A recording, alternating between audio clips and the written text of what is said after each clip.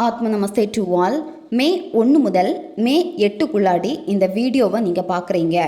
இந்த வீடியோ உங்களை தேடி வந்திருக்கு அப்படின்னா இது உங்களுக்கான மெசேஜ்.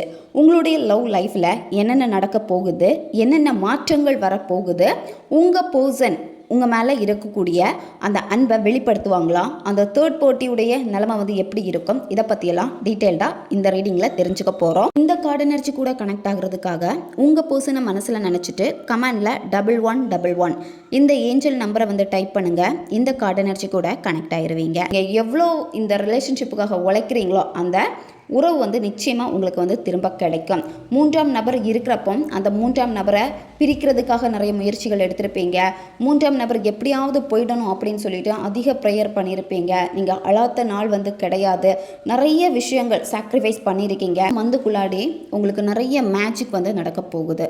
அதில் ஒரு மேஜிக் என்னன்னு பார்க்குறப்போ அந்த 3ஆம் நபர் பிரிஞ்சிருவாங்க. ரிலேஷன்ஷிப் பார்த்தீங்கன்னா கொஞ்சம் உங்களுக்கு எதிராக இருக்கும். சரி, அதனால் கொஞ்சம் நீங்கள் கவனமாக இருக்கணும். ஆனால் அந்த சிச்சுவேஷனை உங்களால் தவிர்க்க முடியாத மாதிரி இருக்கும். அதாவது உங்களுடைய நினைவில் அப்படி இல்லைனா உங்கள் நபருடைய நினைவில் ஒரு சின்ன கசப்பான விஷயங்கள் உங்களை பற்றி அவங்களுக்கு இருக்கும். அப்படி இல்லைனா அவங்கள பற்றி உங்களுக்கு இருக்கும். இப்போ நீங்கள் உங்களுடைய செல்ஃப் லவ்வில் அதிக முக்கியத்துவம் கொடுக்க வேண்டிய ஒரு நேரம் இது. சரியா? ஏன்னா எவ்வளோக்கு எவ்வளோ நீங்கள் உங்களை லவ் பண்ணுறீங்களோ அப்போ தான் நீங்கள் நேசிக்கக்கூடிய அந்த லவ்வை உங்கள் நபருக்கும் கொடுக்க முடியும். ஆனால் சேமிப்பீங்க. இப்போ நீங்கள் சேமித்த பணத்தில் ஏதாவது உங்களுக்கு பிடிச்ச மாதிரியான ஒரு திங்ஸ் வாங்குவீங்க. அது கோல்டாக இருக்கலாம், அப்படி இல்லைனா வீடுக்கு காசு கட்டுறதா இருக்கலாம், இல்லை நிலம் வாங்குறதுக்காக அதுக்கான அட்வான்ஸ் அமௌண்ட் கொடுக்குறதா இருக்கலாம். இந்த மாதிரி ஏதாவது ஒரு நல்ல விஷயத்தை நீங்கள் செய்ய போகிறீங்க.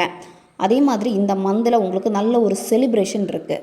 உங்களுடைய உணர்வுகளை மதிப்பாங்க, மன்னிப்பாங்க. உங்களை அந்த பழைய கோபங்கள் எல்லாமே மறந்து போகும் உங்கள் நபருக்கு. நீங்களும் அதே மாதிரி உங்கள் நபர் பேசுகிறப்ப மன்னிப்பு கேட்டுருங்க. சரியா? சில தவறுகள் உங்கள் பக்கமும் இருக்குது. அதனால் நீங்கள் மன்னிப்பு கேட்டுருங்க. நீங்கள் மன்னிப்பு கேட்குறப்ப எல்லாமே முடிஞ்சு போகும். அதாவது அந்த பழைய விஷயங்கள் அப்படியே முடிஞ்சு போகும்.